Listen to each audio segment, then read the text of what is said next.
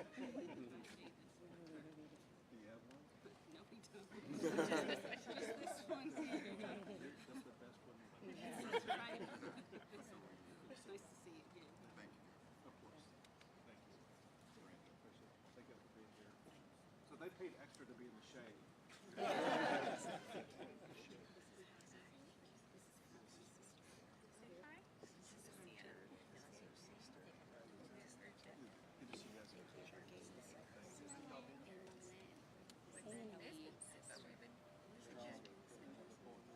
guys.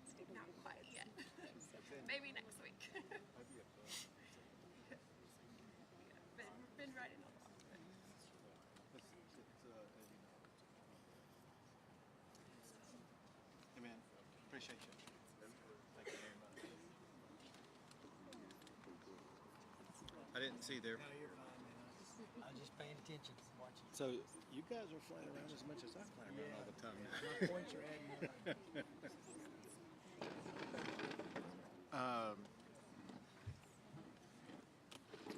Need my stuff.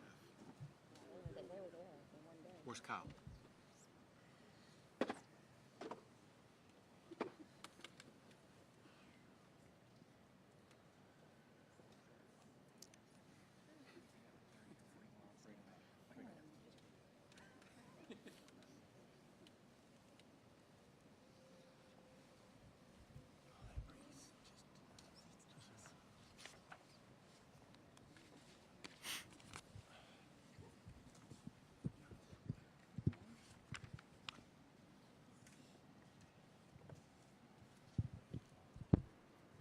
Oh, hey, Cal. I wanted him. Oh, you get him?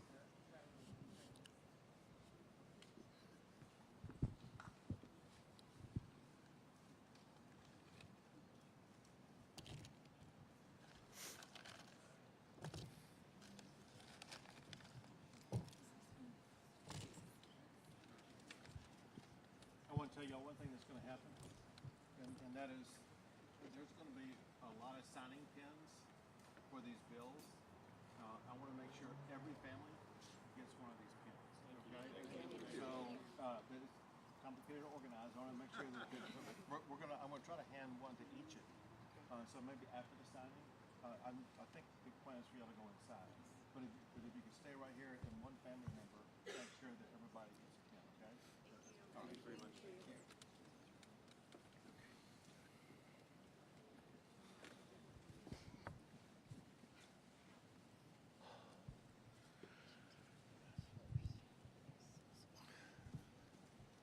Good morning, and thank everybody for being here. I especially want to thank the Lieutenant Governor who's with us, as well as the Speaker who's not with us. He and I were with the Speaker last night. One thing we know for a fact, and that is the laws I'm about to sign would not be here today without the leadership of both the Lieutenant Governor and the Speaker. I also want to thank these bill authors who made sure that they listened to the needs of everybody who had concerns about this and addressed those concerns, and were able to quickly draft and get past some of the most comprehensive pieces of legislation in a long time. One is State Representative Drew Darby, the other is State Senator Perry. I thank them for their leadership. Also, we have with us here today many members of both the Texas House and Texas Senate.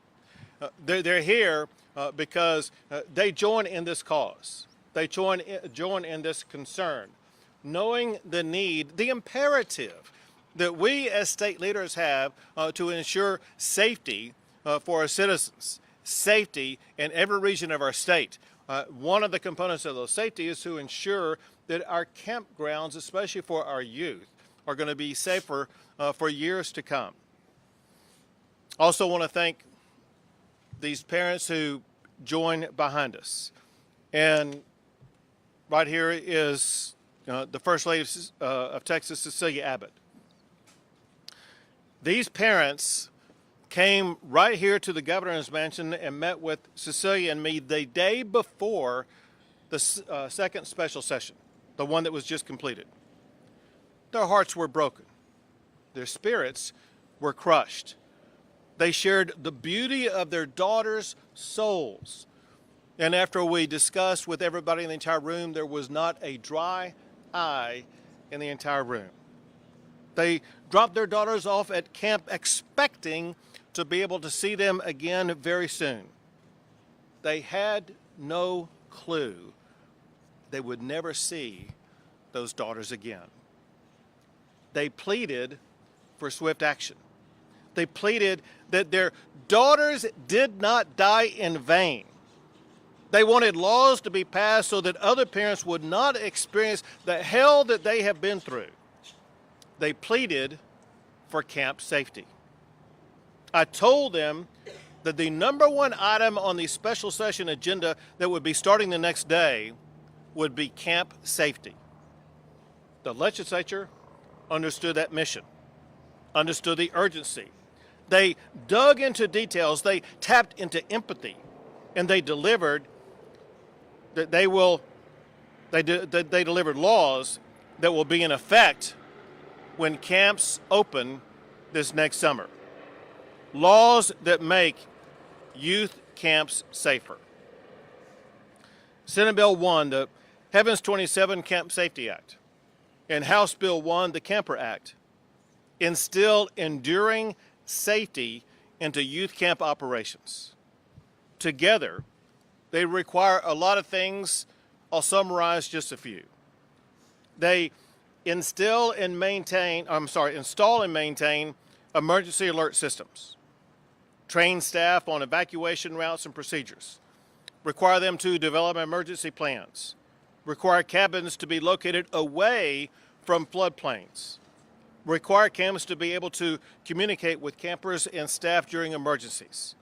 They create a youth camp safety team, establish minimum camper to counselor ratios, mandate state inspections to ensure compliance with emergency procedures. I will also be signing today Senate Bill 3. This requires local governments in flood-prone areas to install outdoor siren and warning systems. State grants will be provided to assist in helping those local governments have those warning systems. All of this is in addition to nearly $300 million in funding to help respond to the floods, plus laws to eliminate fraud during disasters. For Cecilia and myself, as camper parents, Cecilia and I know the powerful role that camps can play in the lives of our children. We know the anxious anticipation to see our child again after dropping her off at camp. Every child who goes to camp should come home to their families. No parent should ever have to outlive their child or endure this kind of loss. So today, through these laws, we are doing more than just changing campgrounds in Texas. We are changing the future for our children and for their families.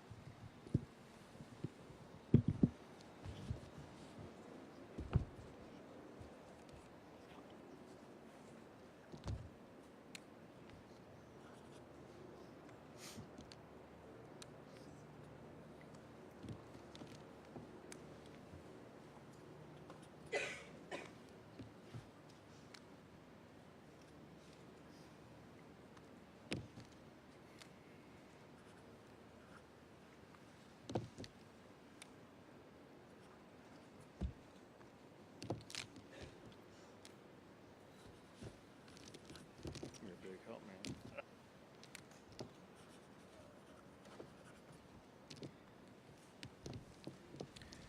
This is House Bill 1. I'm going to have you hold it up. This is where? This House Bill 1. I'm going to have you hold it up. Seconds. And just, I'll let you know.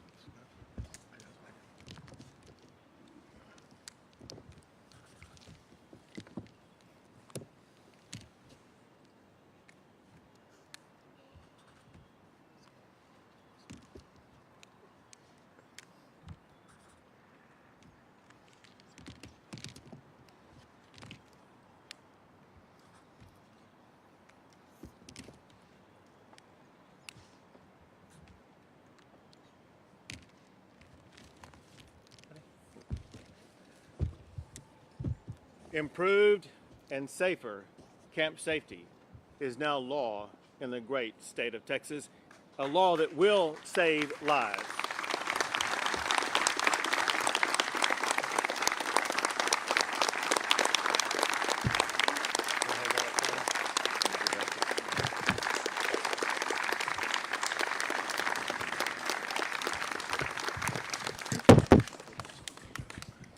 Now, Lieutenant Governor Dan Patrick.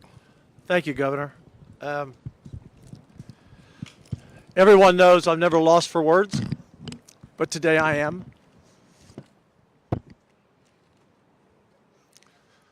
A lot of words in my heart for these precious angels that we lost.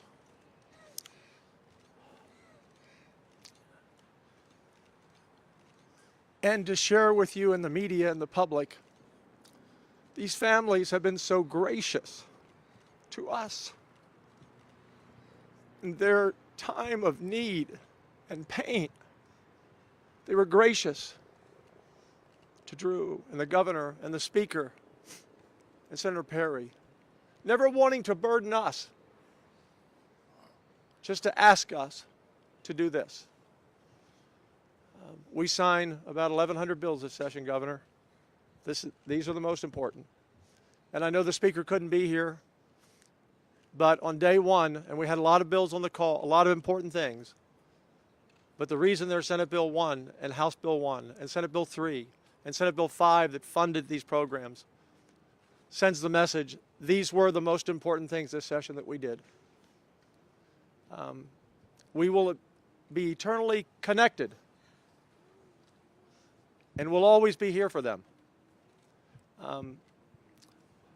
These are courageous families. And I said on the Senate floor when Senate Bill 1 passed, our two camp counselors who lost their lives, 18 years of age, true Texas heroes that can go down and should go down with the great names of Texas history.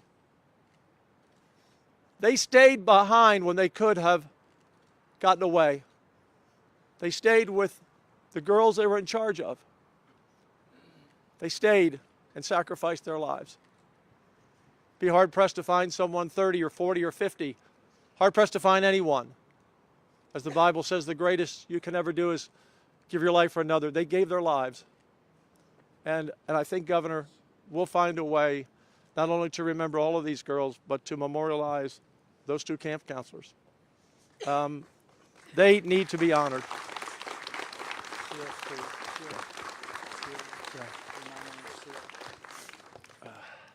I'm going to turn this over to Senator. You sure? Sure.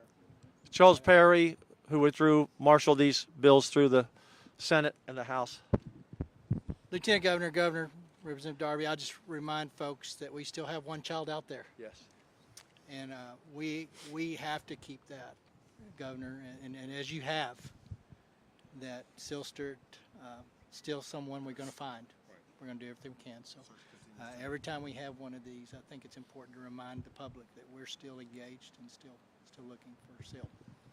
Governor, can I just add something? And I looked at Drew. These two camp counselors are an example for everyone. I think that we should have a portrait of one in the House and a portrait of one in the Senate that will be in our Capitol forever and send a message of what true Texas heroism is. Thank you, Governor, Lieutenant Governor. Without your leadership, we would not be here today. Just to think that in the early morning of late evening of July 3rd, when this event was originating, we were on the floor of the Texas House and the Texas Senate passing these bills within 60 days. That is a testament to the commitment of the folks behind me. That is a testament to the members of the Texas legislature behind on the mansion floor. It is a testament to folks in this audience who have given their time and effort to organize and to make sure the bills reflected the true needs of the calling. And so I just want to thank everyone connected to this. Without everyone's pulling, this would not have happened in the time frame. And thank you, Governor and Lieutenant Governor, for your leadership in that regard.